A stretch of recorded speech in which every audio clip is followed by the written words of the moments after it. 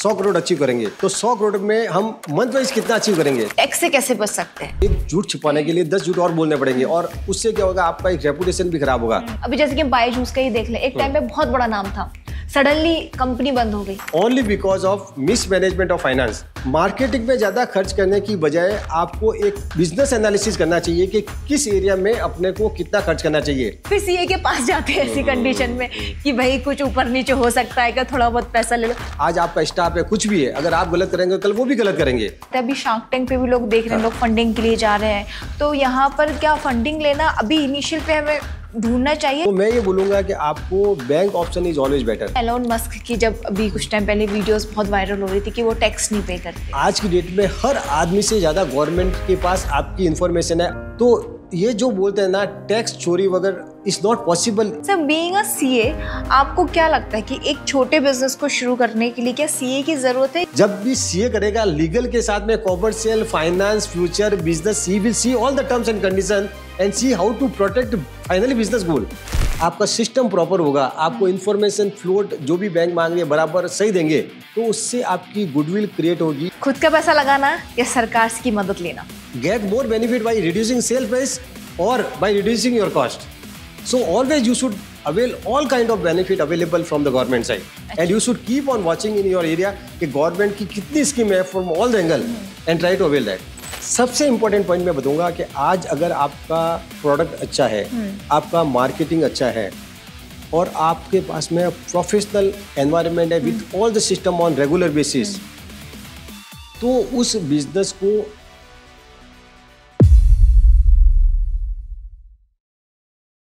Hello everyone, welcome to Bosswala Academy and I am your business idea presenter किरण। अब मैंने आपको अपने पुराने वीडियोस में जो इंटरव्यूज लिए, जो भी एपिसोड हमारे रहे थे, वहाँ पे हमने गारमेंट्स के बारे में बताया, सोशल मीडिया के बारे में बताया, एआई से रिलेटेड सारी चीज़ें बताई, लेकिन एक चीज़ थी जो तब भी मिसिंग थी। किसी भी बिजनेस को शुरू करने के लिए जो सबसे इम्पोर्टेंट होता है वो है उसका फाइनेंसिस, आप उसको कैसे मैनेज करोगे, क्योंकि अगर थोड़ा बहुत भी आँख हटी दुर्घटना घटी। तो आज हमारे साथ है सीए जितेंद्र डोगरा सर, जो हमें बताएंगे किस तरह से अपने बिजनेस को मैनेज करना चाहिए फाइनेंसिस में कि कभी भी आपको किसी भी तरह का नुकसान ना पहुंचे। सर सीएमओ है, सीएफओ है और एक बिजनेसमैन है। कैसी जर्नी रही, सारी चीजें जानेंगे आज के इस एपिसोड में। हमारे साथ है Jitendra Dogra sir. Sir welcome to Bosswala और थैंक यू सो मच अपना इतना वैल्यूएबल टाइम हमारे साथ शेयर करने के लिए। Thank you very much Kiran ji for giving this opportunity to me. First of all I would like to say I have started my career from the year 1988 with JK Tyre at their head office in Delhi. And then slowly I moved to different sector company like Borosil Glass, GR Infra, Pateja Forging, Hindustan Development Corporation, Gogo International. Wow. My main vision from the beginning was to reach to the top of mid-sized manufacturing company, and I was putting always my efforts to achieve that. Great.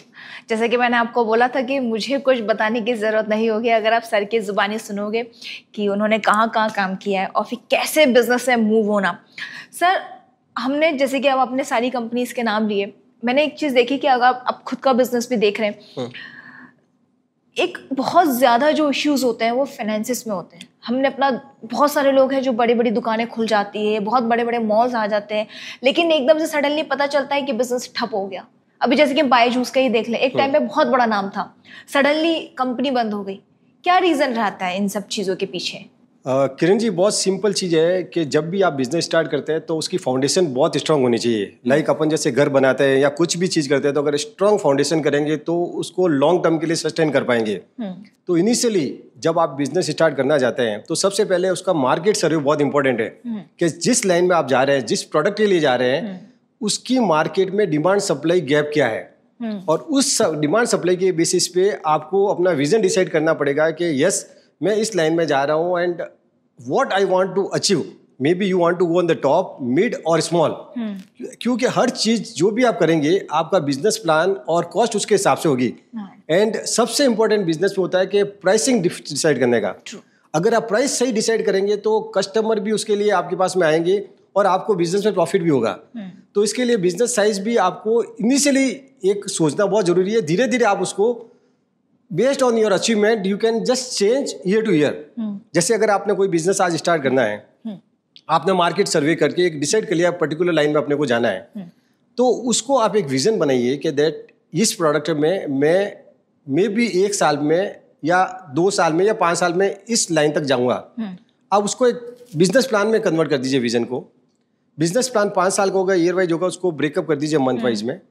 Based on that business plan आपको पूरा system एक company में set करना पड़ेगा। Company मतलब चाहे वो individual हो, चाहे फर्म हो, चाहे कॉर्पोरेट हो, system is very important for any organization. System में क्या होगा, सबसे पहले आपको एसओपी बनाना पड़ेगा, system operating procedure.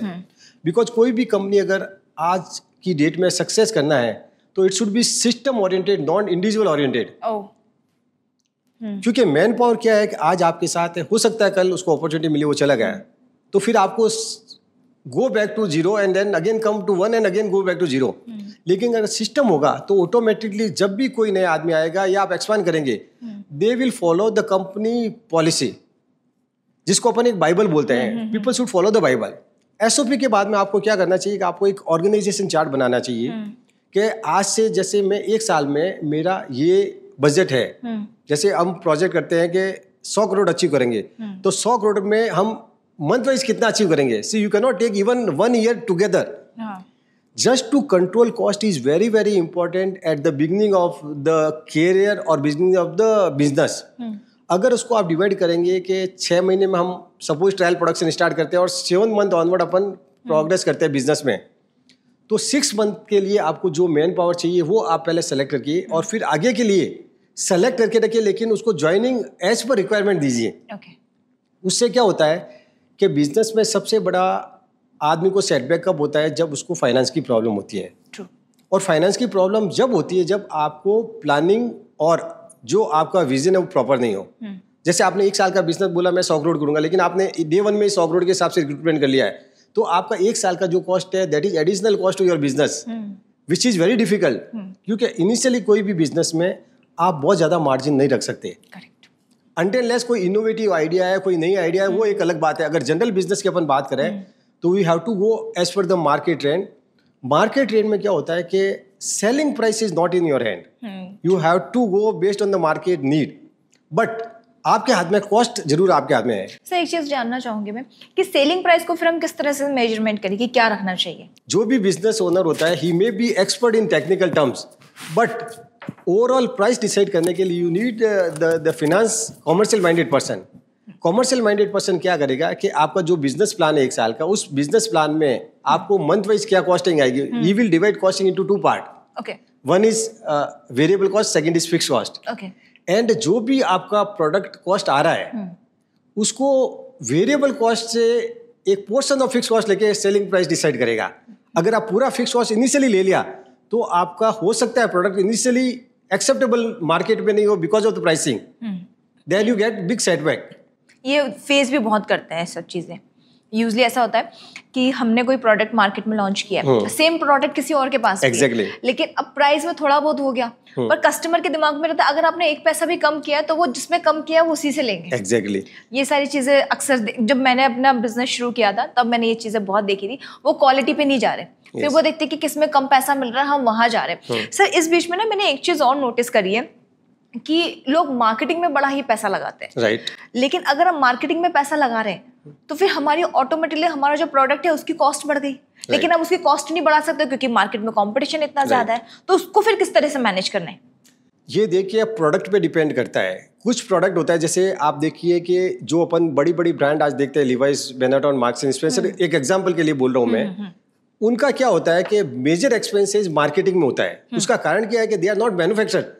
Manufacturing they always do outsourcing.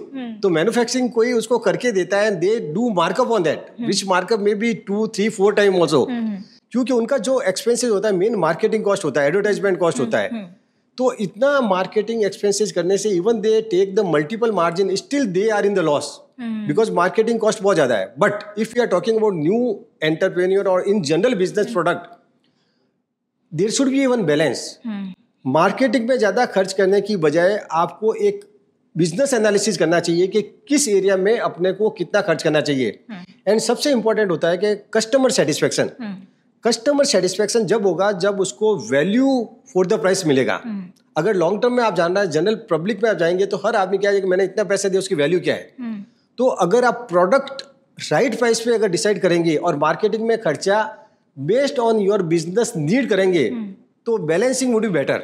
जैसे कि आप सीए रह चुके हैं, आपने बड़ी बड़ी कंपनीज के साथ काम किया, आपने मैन्युफैक्चरिंग इंडस्ट्री में भी काम किया। अब आपके पॉइंट ऑफ व्यू से ये जानना चाहूंगी कि मैन्युफैक्चरिंग सेटअप में ज़्यादा सही है या फिर आप प्रोडक्ट लेके सीधे होलसेल में जाके अगर आप बेच रहे हैं तो किस तरीके का मार्केट ज़्यादा बेटर है? देखिए, दो तरह के बिजनेस होते हैं। एक तो होता है मैन्युफैक्चरिंग बिजनेस, एक प्रोडक्ट बिजनेस होता है। Both are in way good, but अगर आपको बहुत ज़्यादा ग्रोथ करना है और अगर आपको लगता है कि I want to be top in maybe some kind of sector by commanding good position in a end to end solution, तो आपको manufacturing always better. Because manufacturing में क्या है, you have to see entire chain.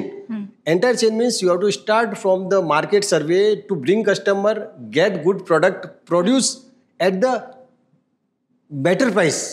So you should have good team of all finance, procurement, process. You should have capacity to pay and keep working capital for maybe the period of cycle. So these need more capital. If you have more capital, then yes, you can always go for the manufacturing. If you have limited capital, then the working capital cycle is very low in the trader because you bring ready-made and sell. So your turning cycle is very fast. But when you go for the manufacturing, the working capital cycle may be 3 months to 6 months or 9 months also. Sir, business शुरू करने के लिए अगर मैं सोचूं तो मुझे कितना बैकअप में रखना होगा और कितना इन्वेस्ट करना चाहिए, इसको भी हम कुछ अलग अलग पैरामीटर के हिसाब से डिवाइड करते हैं? Yes, we have to do that. जब आप बिजनेस करते हो, जैसे मैंने बोला आपको, कोई भी अगर बिजनेस प्लान करेंगे और बिजनेस प्लान में आपको हेड वाइज आपको बनाना पड़ेगा what will be my selling price which you determine based on your cost, and उस कॉस्ट में आपके वेरियस फैक्टर होगा, वेरिएबल एंड फिक्स कॉस्ट। ये सब करने के बाद में सबसे इंपॉर्टेंट आपको देखना पड़ेगा आपका सोर्स ऑफ फाइनेंस क्या है। अब सोर्स ऑफ फाइनेंस दो तरह के होते हैं, एक तो ओन फंड होता है और एक होता है मार्केट से। मार्केट में मे भी हो सकता है you go to the bank और you go to the P fund और you may go to may be IPO after some time. But अगर आपका खुद का फंड है जब, तो आपको देखना पड़े ये चाहिए कि आपको मिनिमम 3 महीने का तो आपके पास में लिक्विडिटी हर समय चाहिए। तो बिजनेस प्लान में यू मस्ट एंश्योर दैट के नेक्स्ट 3 मंथ के जो खर्चे हैं वो आपके पास में हर समय बैंक में अवेलेबल होने चाहिए। उससे क्या होता है कि you fulfil your commitment in the market to create your reputation. अगर आप पेमेंट टाइम पे नहीं करेंगे और आप गुड्स प्रोड्यूस करने के लिए पेमेंट टाइम पे नहीं करें और माल टाइम पे नहीं आएगा तो प्रोसेस साइकिल डिले होगी, जिससे आप जो भी कस्टमर को कमिटमेंट किया you can not give delivery on the time. और अगर आप एक बार डिलीवरी टाइम पे नहीं देते तो कस्टमर फील दैट कि you are not right supplier on whom they can believe or maybe they can rest assured कि you will get time। तो अगर आप उस साइकिल का ध्यान रखते हुए एक लिक्विडिटी रखेंगे तो आपका कमिटमेंट टाइम पे फुलफिल होगा। और दूसरा उसमें क्या होगा कि जब आपका कस्टमर सेटिस्फाई होगा तो he will tell 10 people in the market, plus he will also increase business with you because he feel that कि आप मेरे एक डिपेंडेबल सप्लायर है। और जब आप मार्केट में पैसा टाइम पे देंगे तो जो भी सप्लायर है वो आपको प्रायोरिटी देंगे। ट्रू, ये सारी चीज़ें तो होती है। सर, इस पेज में ना हमने क्या देखा था कि बहुत सारे जो मार्केट में सप्लाई, जैसे कि मेरा भी खुद भी गवर्नमेंट का मैन्युफैक्चरिंग सेटअप जमा हुआ है, तो कुछ लोगों के साथ ऐसा होता था कि तुम हमें कम प्राइस में दे दो लेकिन बिल मत बनाओ, ताकि वो आगे उन्हें सबमिट ना। लेकिन कहीं ना कहीं जब ये फॉर्म फिल होता है, अगर अब टैक्स की बात आती है तो आपको वो सारे बिल दिखाने पड़ते हैं। फिर सीए के पास जाते हैं ऐसी कंडीशन में कि भाई कुछ ऊपर नीचे हो सकता है, क्या थोड़ा बहुत पैसा ले लो। तो ऐसा आपको भी फेस करने को मिलता है क्या? नहीं, मेरा तो शुरू से प्रिंसिपल ये रहा है कि जितना भी ट्रांसपेरेंट एंड ऑनलाइन काम होगा वो हमेशा बढ़िया होगा काम। अच्छा, उसका रीजन क्या है कि आपका मेन पर्पज क्या है? आपका मेन पर्पज है to focus on the business. अगर आप बिजनेस पे फोकस करेंगे तो you can grow and think positively to grow the business.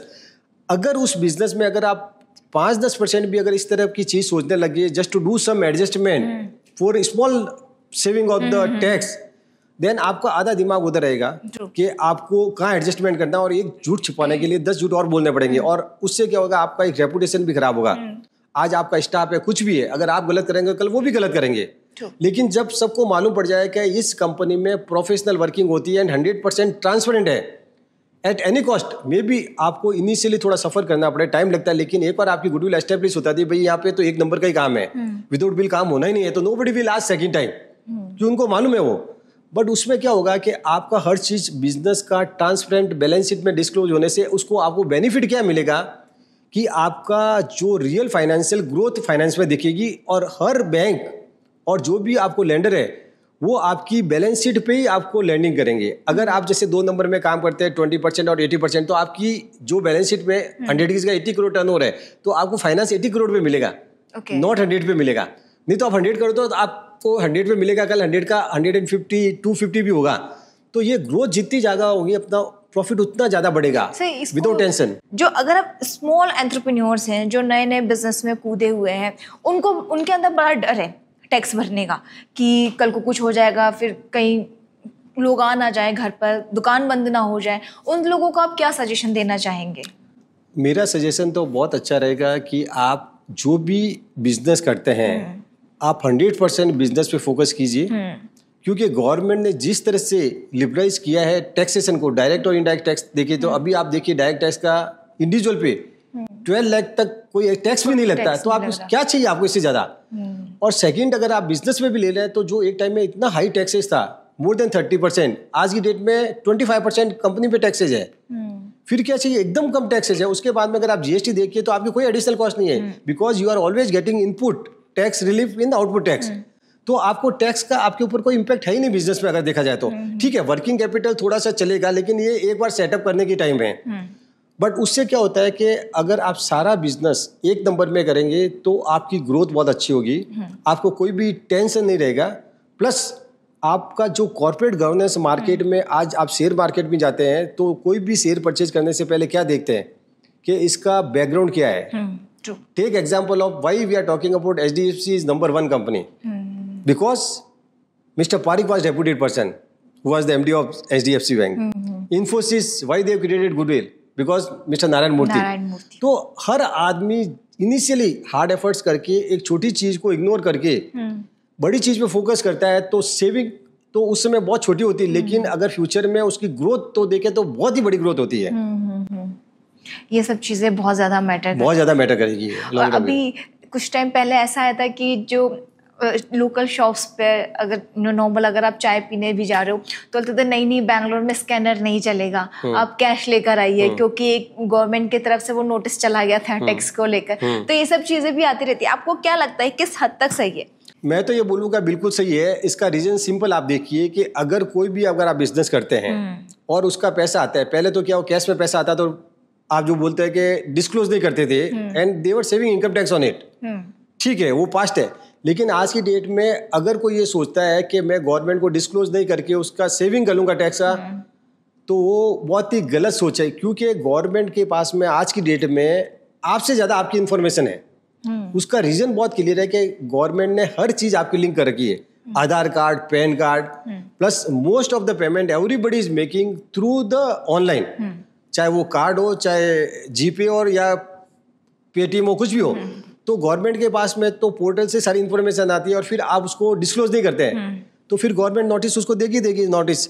और अगर आपके सपोज करते हैं कि वो टैक्स लायबिलिटी में नहीं आता है तो आप डिस्क्लोज करके टैक्स मत पे कीजिए, लेकिन आपका बुक्स क्लियर होने से आपकी कैपिटल बनेगी। कल सपोज आप कोई प्रॉपर्टी परचेज करना चाहता है तो गवर्नमेंट बोलेगी आपके पास में इतना पैसा कहाँ से है, कैसे खरीद रहे हैं, आपके पास तो बैलेंस शीट है ही नहीं, आपके पास में तो इतना पैसा है ही नहीं। लेकिन अगर आपने बैलेंस शीट बना रखी है और आपने सारा डिस्क्लोज किया हुआ है, चाहे उसमें टैक्स थोड़ा बहुत लगा या नहीं लगा है, तो फ्यूचर में आपको विदाउट टेंशन आप कोई भी प्रॉपर्टी में इन्वेस्ट कर सकते हैं, बिकॉज आपके पास वो कैपिटल है और बैंक भी उस कैपिटल के बेसिस पे आपको लोन दे सकती है। ओके, तो ये सारी प्रोसेस एक चीज से जुड़ी हुई, बहुत सारी चीजें इससे लिंक है। अगर डिटेल में जाएंगे तो बहुत सारी चीजें मैं बता दूं, इससे इंटरलिंक है आपकी। सर, बीइंग अ सीए, आपको क्या लगता है कि एक छोटे बिजनेस को शुरू करने के लिए क्या सीए की जरूरत है, या फिर आपको जब जरूरत पड़े उस टाइम पे आप सीए के पास जाके अपना बिलिंग करा के सॉर्ट आउट कर सकते हो? देखिए, कोई भी बिजनेस स्टार्ट कीजिए, चाहे छोटा हो चाहे बड़ा हो, सबसे इंपॉर्टेंट चीज आपका विजन क्या है। विजन मीन्स अगर आप सोचते हो कि मेरे को तो एक लिमिट तक जाना है, 5 करोड़ 10 करोड़ तक ही जाना है, या आपको है कि मेरे को 100 करोड़ 1000 करोड़ 5000 करोड़ जाना है, ये सब चीजें होती है विजन पे डिसाइड। विजन का मतलब मैं क्या बोल रहा हूँ कि अगर आपको लॉन्ग टर्म विजन बिग है तो आप शुरू से अगर अच्छे सीए से एसोसिएट कर लेंगे ऑन ए रेगुलर बेसिस, उससे क्या होगा, आपका फाउंडेशन स्ट्रांग होगा। रीजन मैं बताता हूँ, अगर सपोज आपका प्रोजेक्ट काफी बड़ा है तो आप फुल टाइम सीए को हायर कर सकते हो। आज की डेट में सपोज आपके पास में बजट ज्यादा नहीं है, आप धीरे धीरे एक्सपांड करना चाहते हैं, तो इनिशियली आप सीए को हायर मत कीजिए, but always you can keep him on रिटेनरशिप basis, जहाँ पे वो आपको एक्सपर्ट एडवाइस दे सकते हैं। I can give few example of that, जो आपको लगेगा कि इतना ज्यादा इंपॉर्टेंट बिजनेस में जो आज आप नहीं सोच सकते। बिजनेसमैन क्या होता है, इनिशियली वो हमेशा कॉस्ट कट सोचता है कि मेरे कितना कॉस्ट बचा सकता हूँ मैं। बट क्या होता है कि कभी कभी अपन जैसे कुछ स्मॉल सेविंग के पीछे एक बड़ी प्रॉब्लम फंस सकते हैं। जैसे डॉक्टर है, अगर आप नॉर्मल डॉक्टर को 100 रुपये फीस देके दिखाते हैं और अगर आपको डिटेक्ट नहीं कर पाता, रॉन्ग मेडिसिन देता है, तो हो सकता है कॉम्प्लिकेशन बढ़ जाए। और एक्सपर्ट डॉक्टर के पास जाए, अगर वो 500 रुपये भी लेता है लेकिन वो ट्रीटमेंट से देता है, तो you are saving your life. तो उसी तरह क्या होता है कि सीए में, जैसे अगर आपका सीए अच्छा है, तो मैं एक सिंपल बताता हूँ पहले कि वो आपको एडवाइस करेगा कि आप number 1 day to day accounting maintain कीजिए, ठीक है ना। उसके बाद में he will tell you that कि आपको कैसे इन टोटल अकाउंटिंग को रिव्यू करना है, क्योंकि कंपनी में काफी आदमी होंगे और ठीक है, जो ओनर प्रमोटर है उसको हर चीज का मालूम नहीं हो, लेकिन there is a way to control and overview on periodical basis. जैसे मंथली उन्होंने सिस्टम बना दिया कि ये एमआईस होनी चाहिए और हर एरिया का एक फॉर्मेट बना के दे दिया कि मेरे को ये इन्फॉर्मेशन चाहिए ऑन मंथली बेसिस, एंड उसको रिव्यू करके डिस्कस कर सकते हैं। तो उनको मालूम पड़ेगा कि मेरी बिजनेस में रियल में क्या हो रहा है, कहाँ पे मेरी कॉस्ट ज़्यादा हो रही है या कहाँ पे मेरी सेल्स कम हो रही है या कहाँ पे मेरे प्रोसेस लॉस बढ़ रहा है। तो वो सारी चीज़ें एक बिजनेस कंट्रोल में पूरा फॉर्मेट के साथ में उसको रिव्यू किया जा सकता है। This is number 1। Secondly, MIS के बाद में अगर आपको कोई भी बैंक से फाइनेंस लेना है, तो बैंक क्या देखेगी कि आपका सबसे पहले जो फाइनेंस फंक्शन है वो कैसे कर रहा है, प्लस आपका कॉर्पोरेट गवर्नेंस कैसा है, और थर्ड आपकी रेटिंग कंपनी की कैसी है। Rating you can not decide in 1 और 2 डेज, लेकिन अगर आप शुरू से कॉर्पोरेट गवर्नेंस मेंटेन करेंगे, मींस आपका सिस्टम प्रॉपर होगा, आपको इन्फॉर्मेशन फ्लोट जो भी बैंक मांग रही है बराबर सही देंगे, तो उससे आपकी गुडविल क्रिएट होगी। और आने वाले टाइम में जैसे आप ग्रो करेंगे, आपकी क्रेडिट एजेंसी से रेटिंग अच्छी होगी, जिसमें आपको ऑलवेज सीए हेल्प करेगा, बिकॉज उनको प्रेजेंटेशन कैसे करना है, क्या रेशियो होते हैं, ये सब उनको बताने पड़ेंगे।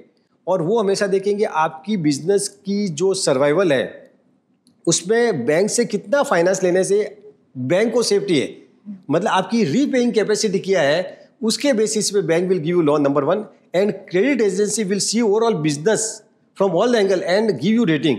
तो rating agency is playing very important role to ensure that which company is good for funding और नॉट फंडिंग। ओके, तो सर अगर जैसे कि अगर हम लोग इनिशियल स्टेज पे लोग जाते हैं, अभी शार्क टैंक पे भी लोग देख रहे हैं, लोग फंडिंग के लिए जा रहे हैं, और तो यहाँ पर क्या फंडिंग लेना अभी इनिशियल पे हमें ढूंढना चाहिए, या हमारे पास अगर बैकअप है तो पहले अपने बैकअप के थ्रू ही हमें आगे बढ़ना चाहिए, उसके बाद फिर हमें अपनी फंडिंग के लिए रेस करना चाहिए? देखिए, ऐसा है ना, फंडिंग में 2 चीज़ है।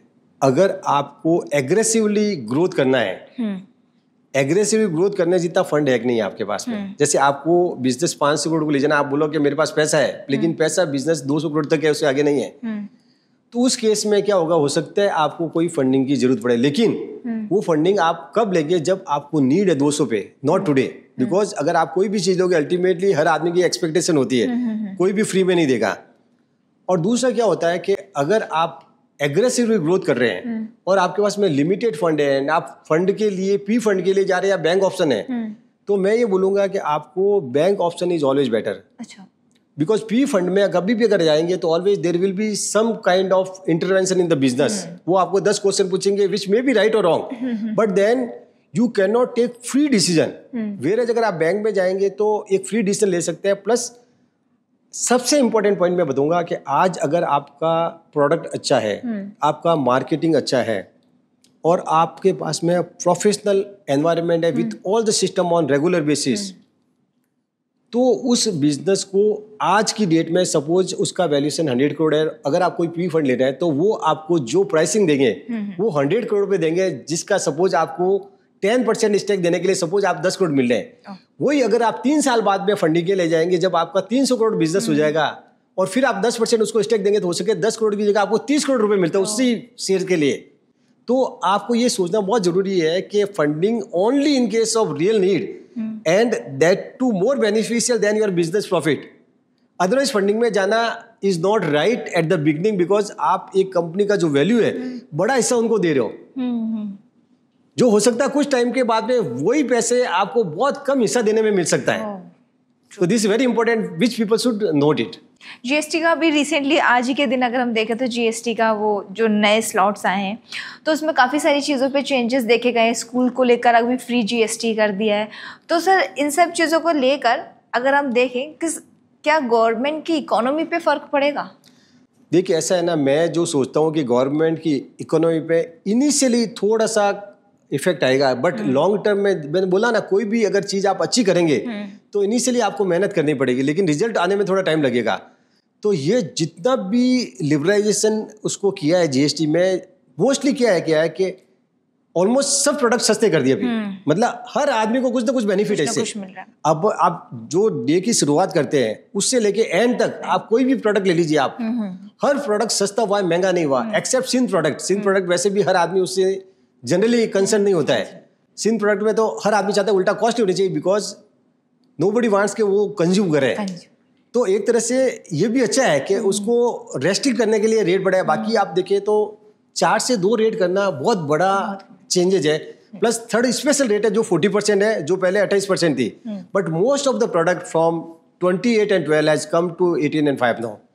तो ये बहुत ही अच्छा डिसीजन गवर्नमेंट का जो लॉन्ग ड्यू था, और इससे हर बिजनेसमैन को, हर कंज्यूमर को बहुत रिलीफ मिलेगा। और सबसे बड़ा एडवांटेज इसको, जो बिजनेस, छोटे बिजनेस की बात करें, उनको क्या बेनिफिट होगा इससे, इनसे इनका जो वर्किंग कैपिटल साइकिल है, टैक्स कम लगने से वर्किंग कैपिटल काफ़ी बच जाएगा। प्लस एक गवर्नमेंट ने बहुत बड़ा चेंज किया जो मेरे ख्याल से हर एक को मालूम नहीं होता है, कि पहले कई प्रोडक्ट पे इनपुट आउटपुट ड्यूटी डिफरेंस होता था। सपोज आपने 12% ड्यूटी देके मेटल परचेज किया और 5% में आप बेच रहे हैं, तो जो एक्यूमुलेटेड रिफंड था वो गवर्नमेंट से लेने में काफ़ी टाइम लगता था। और एक छोटे बिजनेसमैन के लिए एक रुपया भी बहुत इंपॉर्टेंट होता है। वो काफ़ी टाइम फंस जाने से बिजनेस में बहुत प्रॉब्लम होती थी। तो अभी गवर्नमेंट ने उसको भी एकदम ईजी कर दिया है कि अभी ये जो डिस्क्रिमिनेशन है वो हटा दिया है, बिकॉज अभी सिंपल 2 रेट की और कोई भी इनपुट आउटपुट रेट में डिस्कशन नहीं है, कोई भी, इट्स वेरी सिंपल। सर के साथ बात करते करते मुझे खुद ऐसा लग रहा है कि मेरे जितने भी पर्सनल क्वेश्चंस थे अपने बिजनेस को लेके, वो सारे सवाल मैं आज यहाँ पूछ लूँ।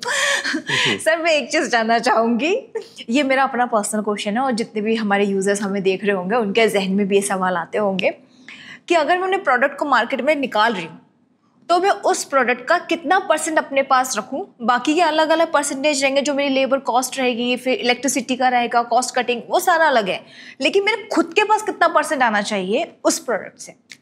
बिजनेस मार्जिन हमेशा डिपेंड करता है वॉल्यूम पे। अगर आपका वॉल्यूम बहुत अच्छा है तो आप कम मार्जिन रखेंगे तो भी आपको अल्टीमेट एम जो है वो आपका पूरा हो जाएगी। अल्टीमेट आपको चाहिए कितना पैसा चाहिए वो हाथ में आ जाएगा। लेकिन अगर आपका प्रोडक्ट की जो क्वांटिटी सेल है वो बहुत कम है, देन आपको मार्जिन थोड़ा ज़्यादा रखना पड़ेगा। तो वॉल्यूम ज़्यादा, मार्जिन कम, वॉल्यूम कम, मार्जिन ज़्यादा।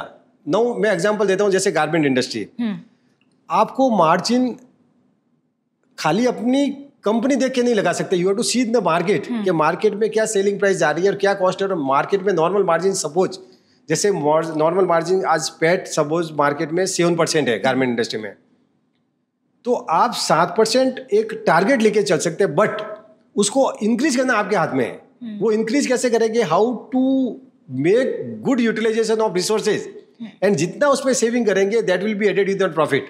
नाउ सेकंड साइड चाहिए, अगर कोई आपका ऐसा बिजनेस जिसमें आपका वॉल्यूम अच्छा है और मार्केट में भी आपको लगता है कि उसकी 15% मार्जिन के बेस पे चल सकते हैं, तो आप उसका margin 15% again you focus on your other area of efficiency and keep on increasing from 15 to 20, 25, कुछ भी कर सकते हैं। बट अगर आप ओवरऑल अगर देखा जाए तो एक ट्रेंड है मार्केट में कि अगर आप अपनी कैपिटल का इन्वेस्ट करते हैं तो एक जनरल एक मन में होता है यार कि मेरे को इससे कितना अर्निंग होना चाहिए। तो आज अगर मैं एक नॉर्मल लेता हूँ, बैंक में अगर एफडी वगैरह करवाते हैं तो आपको जनरली 7 से 8% मिलता है, लेकिन अगर आप म्यूचुअल फंड में जाते हैं तो आपको एवरेज 15 ईयर CAGR मिल जाता है। तो मैं ये सोचता हूँ कि बिजनेस में एटलीस्ट फॉर फ्यू ईयर आपका जो मार्जिन है 15% तो होना ही चाहिए, and then further it is up to you that how you expand and you control the market and keep on increasing your business margin. Sir एक तो मेरे सामने सीए, फिर एसआईपी, म्यूचुअल फंड, फिर बिजनेस, सारी चीज़ों पे इतने सारे क्वेश्चंस कुछ और रहते थे, कहीं पहुंच कहीं और जाती। अब आपने जब एसआईपी म्यूचुअल फंड की बात कर ही लिए थे, एक बार हम उस पर भी जंप कर लेते। हमारा जो प्रॉफिट मार्जिन निकल रहा है, हमें उसका कुछ परसेंटेज अपना एसआईपी या म्यूचुअल फंड में लगाना चाहिए, या हमारा जो प्रॉफिट निकल रहा है उसको अपने बिजनेस के लिए रखना चाहिए कि बिजनेस से बिजनेस ग्रो करे, या फिर उसको निकाल के सेविंग्स में डाल दें? सी, बिजनेस पे भी दो चीज होती है, प्रॉफिट एंड कैश फ्लो। काफी बिजनेसमैन फेल इसलिए हो जाता है कि वो प्रॉफिट अच्छा कमाते हैं। जब आपका प्रॉफिट एंड लॉस अकाउंट देखे तो उसमें 15%, 20%, 25% प्रॉफिट आ रहा है। अगर आप इतना प्रॉफिट आ रहा है तो आप क्या सोचोगे कि मेरे को तो बहुत ही अच्छा पैसा आ रहा है, मेरे को तो कोई तकलीफ ही नहीं है, मेरे सप्लायर को पेमेंट में टाइम पे होना चाहिए, माल टाइम पे आना चाहिए, टाइम पे बन के जाना चाहिए। बट काफी businessman even they are at the closure stage only because of mismanagement of finance. Profit दिखा रहे हैं लेकिन उनको ये मालूम नहीं है कि कैश फ्लो नहीं है। अगर प्रॉफिट है तो कैश फ्लो होना चाहिए। वो कैश फ्लो क्यों नहीं है? कि सबसे बड़ा कैश फ्लो लीकेजेस का मेन कारण क्या है कि उनका इन्वेंट्री कोई कंट्रोल नहीं है। अगर कोई भी आप प्रोडक्ट का इन्वेंट्री बहुत ज्यादा आप इकट्ठा करके रख रहे हैं और वो धीरे धीरे ऑब्सोल्यूट होता जा रहा है तो वो आपका पैसे जीरो हो रहा है, तो वो आपको कंट्रोल बहुत करना जरूरी है। दूसरा, अगर आप कस्टमर को माल बेचते जा रहे हैं तो बुक्स में आपने प्रॉफिट दिखा दिया लेकिन वो रियलाइज नहीं कर पा रहे आपको।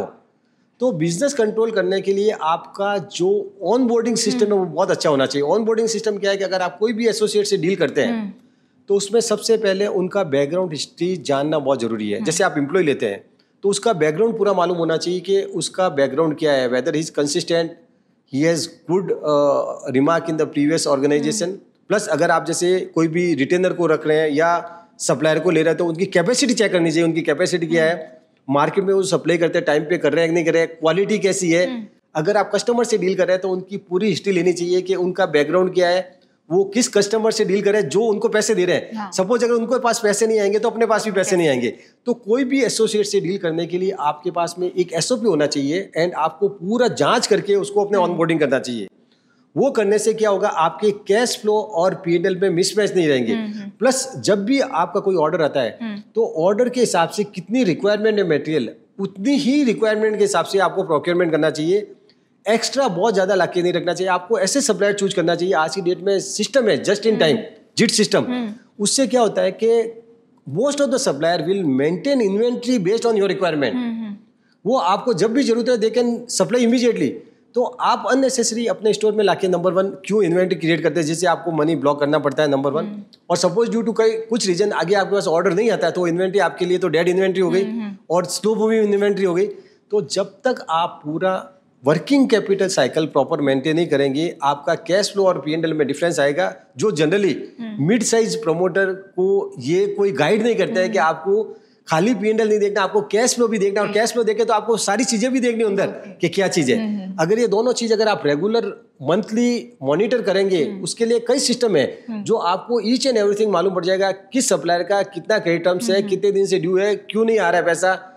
और अगर आपने कस्टमर चूज करते समय कोई सिक्योरिटी नहीं ली है, अगर कोई कस्टमर अच्छा नहीं है और आपने सिक्योरिटी नहीं ली तो हो सकता है कि वो डूब भी जाए। तो आपको कस्टमर भी based on critical background check आपको लेना चाहिए। अगर कस्टमर लगता है फाइनेंशियली साउंड नहीं है तो you should take advance money, you should take some kind of PDC और मे बी एलसी।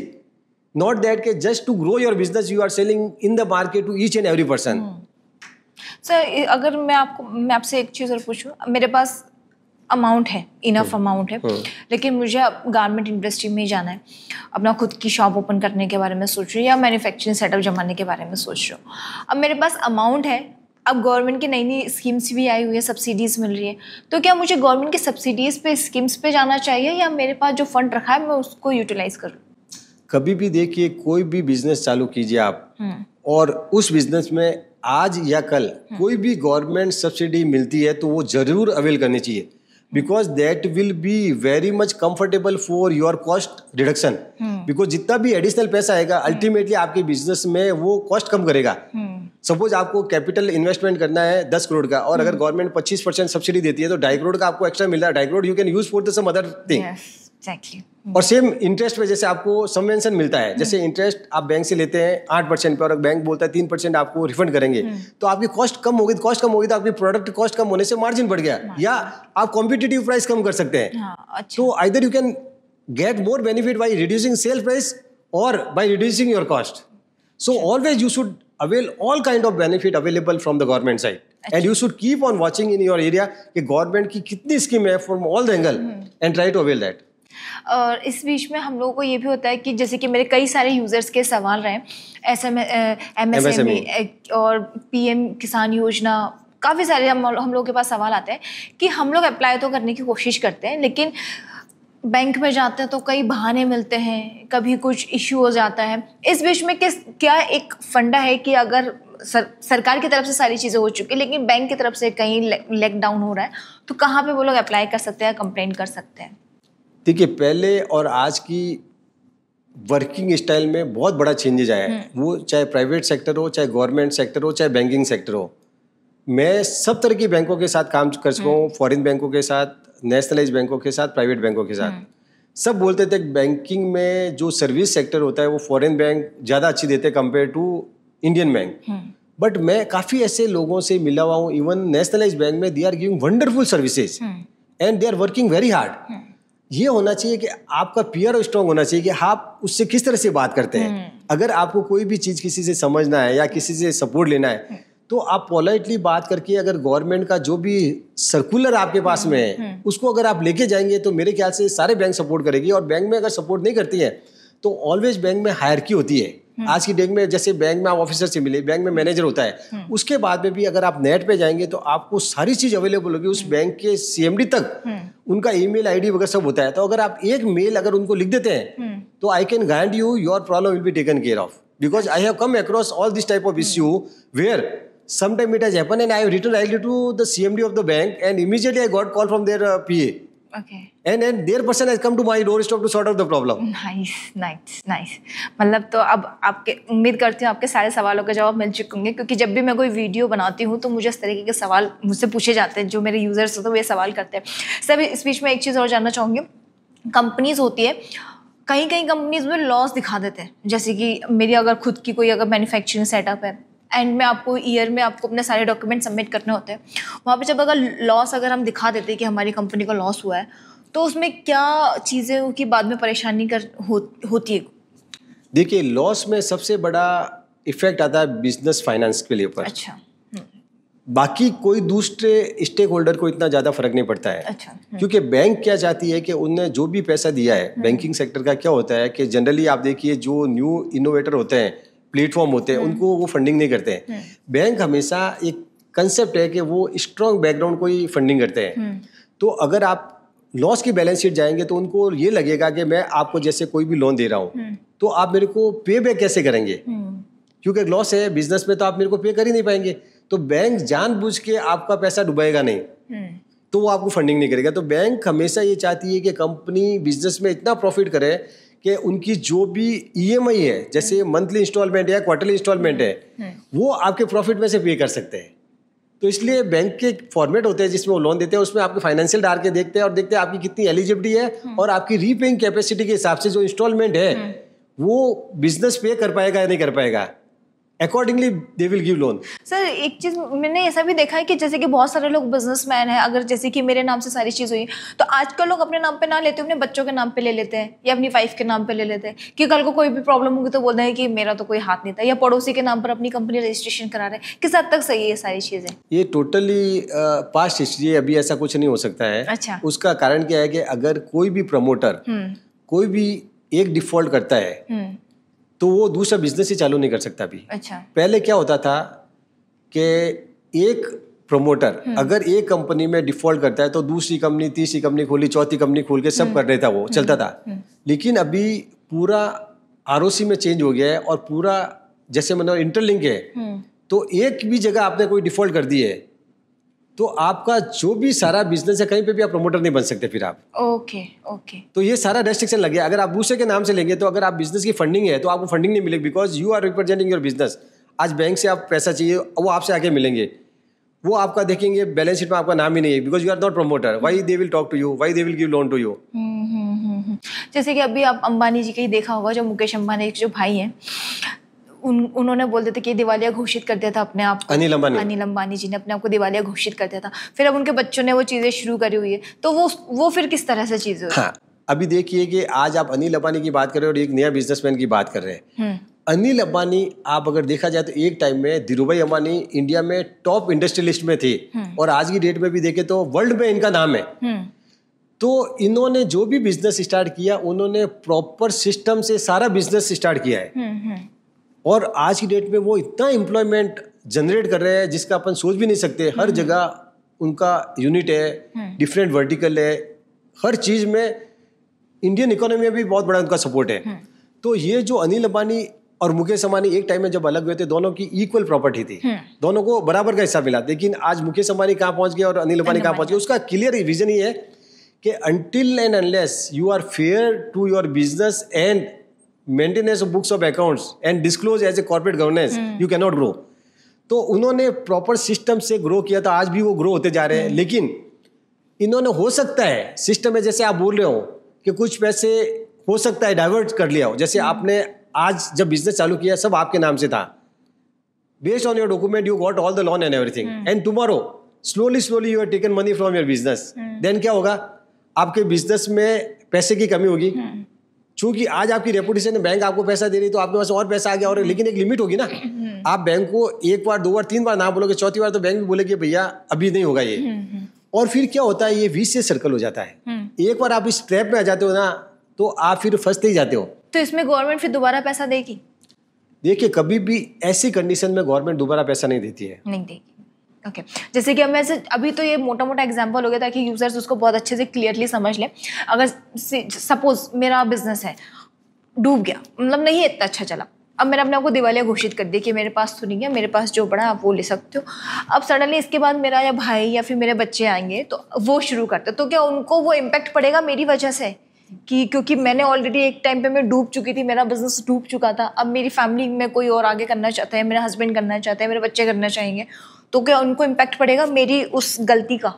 देखिए, कोई भी इंडिविजुअल का बिजनेस में डायरेक्ट इम्पैक्ट नहीं पड़ता है, बिकॉज उसका बहुत क्लियर होता है कि जब भी वो बिजनेस डिसाइड करता है उसमें प्रमोटर वगैरह सबके नाम आते हैं, एंड बैकग्राउंड उसका चेक किया जाता है, उसका वाइफ का, हस्बैंड का या ब्रदर सिस्टर का या फैमिली का नहीं किया जाता, क्योंकि अल्टीमेटली वो लोन दे रहे हैं उसको दे रहे हैं, और वो दे रहे हैं उनका background verification plus strength of the balance sheet. तो उसके पास में इतनी प्रॉपर्टी है, उसका बिजनेस ये डिमांड करता है कि यस इतना रीपेइंग कैपेसिटी है, तो किसी को उसको लोन देने में तकलीफ नहीं होगी because of some default by somebody else in the family. अच्छा, तो मतलब उस चीज नो डाउट, वो रेपुटेशन की बात है, वो एक अलग चीज हो गई, but as far as business is concern there should not be any impact of other person in the family member. Correct. तो मतलब ये एक सवाल था जो मेरा काफ़ी टाइम से चल रहा था कि कुछ ऐसा हो सकता है। सर इस बीच में अभी ये आप लास्ट में कुछ ऐसी कुछ चीज़ें जो अपनी एक्सपीरियंस के साथ शेयर करना चाहें, जिन्हें जो भी नए एंटरप्रेन्योर्स हैं या अभी कोई अच्छे लेवल पे पहुंचे, वो गलती उन्हें बिल्कुल भी नहीं करना चाहिए। एक मंत्रा कह लीजिए कि एक सक्सेसफुल बनने का मंत्रा और एक ऊपर से अर्श से फर्श पर आने का मंत्रा क्या होता है?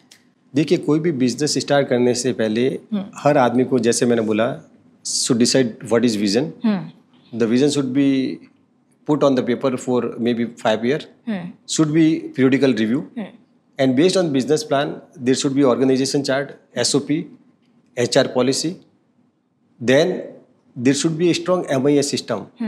MIS इतनी strong होनी चाहिए कि each and everything should reflect the business from all the angle in that MIS to review in a meeting which is periodical. उसके लिए क्या होता है कि एक रिव्यू मैकेनिज्म होता है जिसमें एक कैलेंडर बनता है।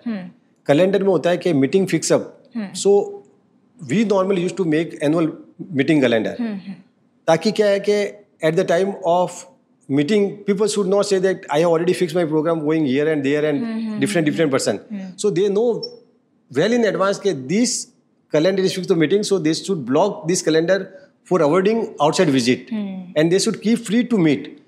For example, if you want to grow and you have multiple unit, what I used to do, I used to call monthly review meeting for my all plant in charge.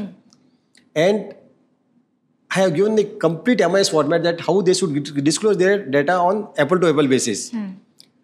In garment industry, there are few important factors like cut to ship ratio, air freight, claim. They are very, very important for the profitability.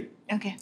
So we used to discuss that suppose unit A is having cut to ship ratio 98, unit 2 is having 100% and third is having 92%. So we used to take who is the best in that and try to perpetuate the same in the other unit. So every unit will have some kind of strength. So that strength figure we should take and see that how it can be implemented in other unit to get the maximum profit for the company. So these type of various schemes are there where you can ensure that how you improve your weak area and how you can get support internally from the other people. सबसे बड़ा benefit हमको जब हमने क्या हुआ कि initially कोई भी कंपनी में क्या होता है कि suppose you are not able to supply goods in time, then they will start putting blame on that कि I did not get material on time, I could not get labor on time, I could not get payment on time. So various things will be there, and you keep on corresponding and talking, and ultimately you have lost the business. Correct. Or you have lost the money. What I have started to control this kind of area, which I think people should adopt, 15-minute standing meeting. See, every day I used to call 15-minute morning meeting. 10 to 10:15 in a conference hall. All department heads should come here, put on the board what is your problem. Say suppose we have given target of today 5,000 quantity to be sold. So for selling this 5,000 quantity, do you have any problem? Because they will discuss in advance before they come for the meeting, because they have to discuss in the meeting. He will talk to the production person that yes, are you able to give any problem? He will say no problem, then there is no issue. If he is saying no, I did not get material or I did not get labor, then production person will talk to HR person, I want labor, whether you will be able to give. The procurement person, are you giving me this material? Then procurement person will talk to finance person, are you giving me the finance or no? If there is any problem in between, they can always raise in the meeting. When you raise in the meeting, then all are standing in front of you, so you can reduce the communication gap. And you can always give solution that if this is the problem, you do this. Okay, you were saying that you are giving, give right now and close the matter. And if you're saying that it is a real problem, then you find out some other way. Or you decide the priority that instead of this matter is available, you change the line and you do this lining. Just to use the optimum capacity of your production, you can decide in 15 minutes of morning meeting. And this is very helpful for coordination and removing all doubt and lack of correspondence.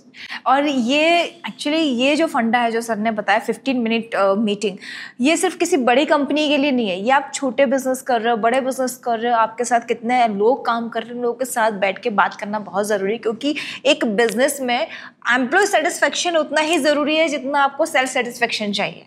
और ये मैंने बहुत अच्छे से इसको मैंने observe किया जब हम लोग अपने टीम के लोगों के साथ जब बात करते हैं अपने ही घर पे, तो काफ़ी सारे लेबर होते हैं, मतलब छोटी छोटी सी चीज़ें कि चाय का टाइम नहीं है, खाना खाने का टाइम नहीं मिल रहा है, और क्योंकि काम का बर्डन इतना ज़्यादा आ गया. अगर उनको कंटिन्यूटी में अगर हम डेली रूटीन में बात कर रहे हैं, डिस्कस कर रहे हैं, सोल्यूशन निकाल रहे हैं, अब एक साथ तो 15 मिनट के लिए सब नहीं जा सकते वरना काम पर दिक्कत होगी. तो सर कुछ सवाल, कोई क्वेश्चंस होंगे जिसका आपको फटाफट आंसर देना होगा, तो वो शुरू करते हैं. यस. 5 ऐसे कौन कौन से बिजनेस है जिसको शुरू करोगे तो कभी नहीं डूबोगे? देखिए, ये टोटली आपका पैशन क्या है उस पर डिपेंड करता है. मतलब अगर आपका उसमें इंटरेस्ट है वही बिजनेस करना चाहिए, otherwise you should not go based on the market survey. Okay. ऐसी कौन सी गलतियां हैं जो अक्सर लोग करते हैं जिनकी वजह से उनका बिजनेस डूब जाता है? I would say that leadership and finance control. Finance control and leadership, you should have strong leadership. एक सक्सेसफुल बिजनेसमैन बनने के पीछे का राज क्या है? सक्सेसफुल बिजनेस के लिए है कि आपको बहुत माइनॉरिटी पे इनिशियली सिस्टम सेट करने होंगे, and you should keep always system driven business, not individual driven business.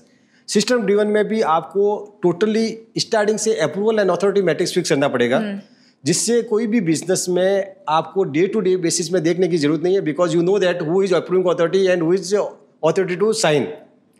ताकि आपका बिजनेस चलता रहे और आपको कोई भी लीकेजेस अगर होगी तो उसमें पकड़ में आ जाएगी. करेक्ट. खुद का पैसा लगाना या सरकार की मदद लेना? दोनों चीज करना चाहिए. गवर्नमेंट की भी हेल्प लेनी चाहिए और खुद का पैसा भी लगाना चाहिए. तो सर ने ये सारी चीज़ें बता दी. आपके कोई और सवाल हो तो कमेंट बॉक्स में कमेंट कर मुझसे पूछ सकते हैं. सर, हमारे यूजर्स को आप क्या सजेशन देना चाहेंगे? यूजर को सजेशन देंगे कि जिस भी लाइन में जाना चाहिए कि आपका थॉट प्रोसेस बहुत क्लियर होना चाहिए कि what you want to achieve, and accordingly जब भी कोई भी आप एरिया चूज करते हैं, आप ऑलवेज देखिए कि आप ऑर्गेनाइजेशन में वैल्यू एडिशन कैसे कर सकती है। अगर आप वैल्यू एडिशन करेंगे तो definitely you will be recognised in the company and definitely you will achieve what you want. Sir एक सवाल जाते जाते फिर से मेरे जहन में आ गया, आप MBA से फिनेंस करते हो और आप फिनेंस टीम बिठाते हो और एक CA, फिनेंस टीम के 4 से 5 लोग बिठाते हो अपने साथ और एक CA बिठाते हो, एक CA अपनी टीम में कंपनी में हायर करते हो, एक CA के साथ कंट्रीब्यूट करते हो, क्या बेस्ट है? CA is always better because CA will think from all the angle, whereas other person will think based on his practical exposure to a particular area. Because CA पढ़ाई में क्या होता है कि उसको हर चीज का इन डेप्थ नॉलेज हो जाता है, तो वो कोई भी चीज सोचेगा तो techno commercial point of view से सोचेगा कि मेरे को वैल्यू फॉर मनी क्या है, कॉस्ट बेनिफिट एनालिसिस जिसको बोलते हैं। देखिए एक तो होता है कि यार ये कॉस्टली चीज है, बाई नहीं करना, जबकि कॉस्ट बेनिफिट, कॉस्ट कितनी भी लग जाए लेकिन उसका बेनिफिट कितना है मेरे को वो इंपॉर्टेंट है। So that is the main thing, you should always go for cost benefit, not for the cost. तो ये थे कुछ सवाल जो मैंने सर के साथ फटफट करके जानने की कोशिश करी कि क्या रिव्यू रहता है, क्या एक CA की थॉट प्रोसेस रहती है, लेकिन मुझे इतना तो समझ में आ गया कि भाई CA बहुत स्मार्ट होते हैं। आज के टाइम पे बहुत सारे लोग बोलते हैं कि हाँ हम फिनेंस रिलेटेड कंपनी में है या MBA कर लेते हैं फिनेंसिस में, लेकिन इन सब के बीच में अगर आपकी कंपनी में अगर एक किसी ने फिनेंस से MBA किया हो, आपने किसी को उसको हायर किया हो और एक आपने CA को हायर किया हुआ, तो आपको इतना समझ में आएगा कि CA को अगर आप हायर करोगे तो CA आपको गाइड करेंगे कि कहाँ में पैसा लगाना है, कहाँ में पैसा नहीं लगाना है, किस तरह से पैसा लगाना है, कितना प्रॉफिट निकालना है, सारी इन्फॉर्मेशन आपको एक CA से, यानी कि जिस तरह से बिजनेस आइडिया के लिए आपको लोगों के पास जाना पड़ता है, पैसों के आइडियाज के लिए आपको CA के पास जाना पड़ता है। और फिनेंस के लिए ये बात रहती है कि आपके पास जो आपने लगा दिया, मतलब फिनेंस वाला सारी चीजें सेट करके आपको दे देगा कि भाई आपने इतना खर्चा किया। यही डिफरेंस होगा सर CA में और फिनेंस में? इसके अलावा भी बहुत सारे वैल्यू एडिशन जो CA आपको सपोर्ट कर सकता है। जैसे एक सिंपल एग्जांपल देता हूँ मैं, कोई भी बिजनेस जैसे आप स्टार्ट करते हैं और आप इनिशियली जैसे कोई भी एग्रीमेंट बनाते हैं और एग्रीमेंट में सपोज आप एम्प्लॉय को लेते हैं और एक तो नॉर्मल टर्म्स एंड कंडीशन होती है अपॉइंटमेंट लेटर की, और अगर आप 1-2 वैल्यू एडिशन करते हैं तो हो सकता है फ्यूचर में आपको बहुत बेनिफिट मिल जाए। जैसे एक एग्जांपल देता हूँ मैं कि कोई भी employ suppose in a particular industry में, जैसे आप कोई भी जैसे गारमेंट इंडस्ट्री में या कोई भी टेक्निकल इंडस्ट्री में, हो सकता है कि वो आपसे सारी इन हाउस इंफॉर्मेशन लेके he can join to competitor based on may be vested interest और एनीथिंग एल्स। तो उस केस में आपका ऐसी पॉलिसी होनी चाहिए कि number 1 you can not carry anything from your company property, and secondly there should be some kind of gap for joining any competition company. Number 2 there should be clause that he cannot start his own business in the same line. Because I have come across few of the good businessmen, they faced horrible problem because they have kept some relative in their offices. After learning everything from the business, he has started simultaneously his business without his knowledge, and the day he came to know, he became big person. Yeah. So these all are very, very silent feature of agreement. So agreement play very important role. Not that you are putting only normal terms and conditions. You should keep few kind of condition where you protect your future business interest, where you are protecting for going anybody against your business. You are not against anybody, but tomorrow you cannot start same business, take your whole customer. It's happened. It happened in so many cases. So we always try to keep, this is one example like that. There are so many things which you should add in your agreement to protect your business interest for long term. अच्छा, और हमें अपने partner के साथ क्या हमें कोई contract sign कराना चाहिए, ये सही है? अगर कोई भी पार्टनरशिप हम चालू करते हैं तो पार्टनरशिप डीड बनती है, उसमें सारा टर्म्स एंड कंडीशन एप्लीकेबल होता है बोथ द साइड। और सर इस बीच में जैसे कि मेरी मैन्युफैक्चरिंग है, अब आपने मुझसे प्रॉमिस किया कि आप मेरे मैन्युफैक्चरिंग, आप मेरे गारमेंट्स आप लेंगे, अब मैं किसी और को नहीं दे सकती क्योंकि अब आपने मुझे बोला है, मैंने आपके कहने पे प्रॉमिस ले लिया, लेकिन अब आपको सेम चीज़ आपको कहीं और सस्ते रेट में मिल रही है, और लेकिन मेरा भरोसा सिर्फ आप पर ही है, तो क्या इसके लिए भी मुझे कोई कॉन्ट्रैक्ट साइन वगैरह कराने चाहिए? मैं इसीलिए बोल रहा हूँ कि जो मैंने एग्जाम्पल दिया, it is one of the critical you can say line in agreement. There are so many critical point which you must ensure to protect your business interest. Correct. अभी ये जो आपने पॉइंट बोला ना, ये पॉइंट भी add होना बहुत जरूरी है. If you are committing your manufacturing facility for the individual and you are investing, and tomorrow suppose it goes, you are on the road because you invested. Yeah. So you have to protect your interest by adding certain condition in the business that you cannot leave. और if you leave, you have to give me this compensation. और ये सारे ideas हमें CA से मिलेंगे. वो आप खुद भी बोल रहे हैं, हम तो बोलने की जरूरत ही नहीं है। पहले ये सारे आइडियाज लॉयर से मिलेंगे या फिर सीए से मिलेंगे? देखिए, मैं तो बोल रहा हूँ कि हर क्वालिफिकेशन इंपॉर्टेंट है, अच्छी है, लेकिन सीए चूंकि प्रैक्टिकल अप्रोच से आता है, बिकॉज 3 साल की उनकी ट्रेनिंग होती है, तो प्रैक्टिकली उनको अच्छा नॉलेज हो जाता है थ्योरेटिकल के साथ में। और वो जो भी करते हैं ना, they see from all angle. अगर आप एडवोकेट को बोलते तो advocate will see from only the technical legal terms.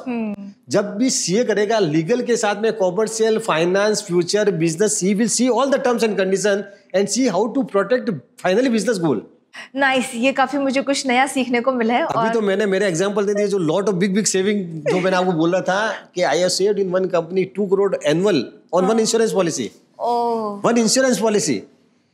जो कंपनी आज की डेट में 10,000 करोड़ की कंपनी जीआर इंफ्रा, जो ये मेट्रो बना रही है ना बदरगढ़ रोड पे, इस कंपनी में मैं जब था, ये वेल एस्टेब्लिश 25 साल से चल रही कंपनी है, 25 सीए काम करते हैं उसमें, सब है, लेकिन nobody could do that which I did immediately. That उस कंपनी में एक इंश्योरेंस पॉलिसी में 2 करोड़ पर एनम सेव किया मैंने, premium only, not that other cash saving. अरे बाप रे, ग्रेट। मैं तो स्पीचलेस हो गई। नहीं, ऐसा हर कंपनी में। मेरे को कोई भी बैंक, हर बैंक लोएस्ट रेट पे इंटरेस्ट देगी। अरे जिस दिन रेट ज्यादा होगी, मैं एक चेक मेरे ड्रॉर में रखता था, मैंने बोला जिस दिन अकाउंट क्लोज कर दूंगा मैं।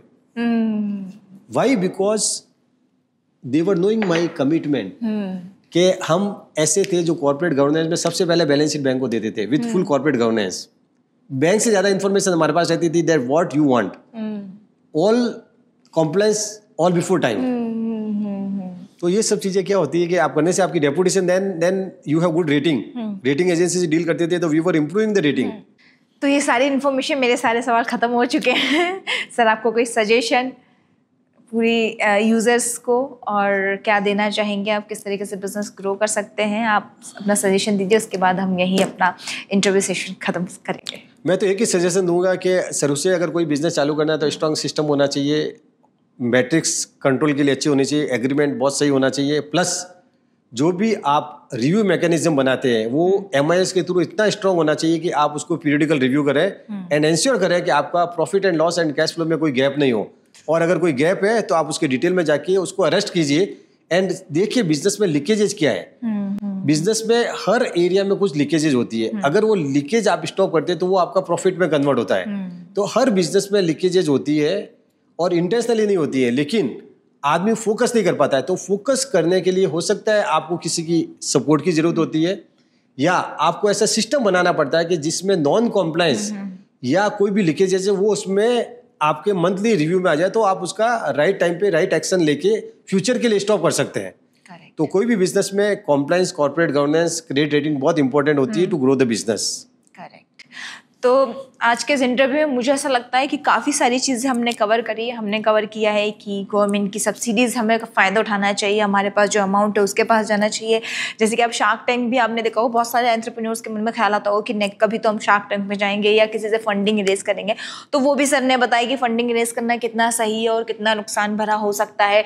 सर ने ये भी बताया, हमने ये भी जाना कि बिजनेस के लिए एग्रीमेंट होना कितना ज़रूरी है। अगर आप किसी से डील कर रहे हैं तो कैसे आपको नुकसान हो सकता है, आप कैसे नुकसान से बच सकते हैं, सीए के पास जाना चाहिए, किसके, बहुत सारी चीज़ें, बहुत सारा इन्फॉर्मेशन आपको इस वीडियो में आपको जानने को मिला है। इसके अलावा अगर आपका और कोई सवाल है या जहन में, तो कमेंट बॉक्स में कमेंट कर मुझसे पूछ सकते हैं। और एक चीज़ मैं और बता दूं, सर ने भी अपने वीडियोस में बोला, सर ने भी अपने कॉन्वर्जेशन में ये ज़रूर बोला कि मार्केटिंग कर रहे हो आप, सारी चीज़ें बना रहे हो। अब देखो, मार्केटिंग की बात हर जगह आती है अगर आप बिजनेस शुरू करते हैं तो बिजनेस शुरू करने के लिए मार्केटिंग बहुत इंपॉर्टेंट है। अगर आप छोटा बिजनेस कर रहे हैं, बड़ा बिजनेस करें, किसी भी तरह का आप बिजनेस करें, तो मार्केटिंग करना बहुत ज़रूरी है। मार्केटिंग करना आज के टाइम में कोई बड़ी चीज़ भी नहीं है। आप बस इंस्टाग्राम पर अपना एक अकाउंट बनाइए और बहुत सिंपल सा छोटे से लेवल पर आप अपने बिजनेस की शुरुआत कर सकते हैं। खुद का बिजनेस शुरू करना चाहते हैं या किसी के साथ मिलकर बिजनेस शुरू करना चाहते हैं, या ऑलरेडी बिजनेस चल रहा है लेकिन कुछ प्रॉब्लम्स आ रही है, उसको कैसे सॉल्व कर सकते हैं, फिनेंस से रिलेटेड कैसी प्रॉब्लम्स आ रही है उसको कैसे सॉल्व कर सकते हैं, वो कहाँ पर गैप आता है, किस तरह से आप चाहते हैं कि अभी तो सॉल्व हो गया लेकिन फ्यूचर में कभी कोई प्रॉब्लम ना हो, हर बारीकी छोटी छोटी चीज़ों को हमने इस पॉडकास्ट में कवर करने की कोशिश करी है। आई होप आपको ये वीडियो पसंद आया होगा। अगर वीडियो पसंद आया है तो अपने दोस्तों के साथ ज़रूर शेयर करिएगा। आपको लगता है कि किसी के काम आ सकता है तो उन्हें ज़रूर बताइएगा। नेक्स्ट वीडियो आप किस पे चाहते हैं, नेक्स्ट इंटरव्यू किस पे रहे, कमेंट बॉक्स में कमेंट कर मुझे ज़रूर बताना। और ये पॉडकास्ट आपको कैसा लगा ये भी हमें ज़रूर बताना। और फिलहाल इस वीडियो में इतना ही। तो सर, हमारे यूजर्स को बाय बोलने का टाइम आ गया है। Okay then, bye bye. Bye, thank you, right then, bye bye, see you. Boss वाला, बी द बॉस।